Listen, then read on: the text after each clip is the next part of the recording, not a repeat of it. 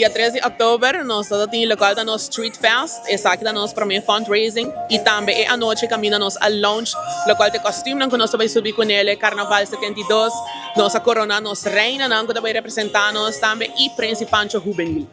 O tema que nós vamos indo com ele é outra área da Las Vegas, por esperar roupa luxo, por esperar roupa color, por esperar uma história completa, por de começamento até final.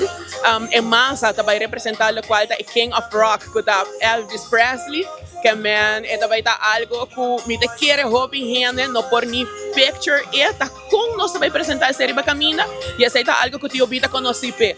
Bota escutar um tema e bota wonder mané, ok, com essa vai estar, é preparar. Tem momento aqui nós estamos falando de ongeveer um G5 para G7 section. Plus massa. Para o qual da fakel, nós vai por WAC e panha também. E nós vai com o tema de local da Wild Wild West. Dus por expect cowboy, luz. E por inscrever já acaba na Birds and Fishes, qual da sede de TOB. E por inscrever também para tour e parada não. E sem dúvida nós muito não. Para o qual da TOB Kids também está abrir camba para por inscrever. Tema de TOB Kids, lota Movie Night. Que me por expect a película que mucho nanta gusta é massa, também tá é massa de popcorn, que a minha ambiente tá cinta de massa. Nós estamos vendo cultura categoria de local da reina, nós estamos vendo de reina infantil, reina juvenil, reina grande e senhora carnaval.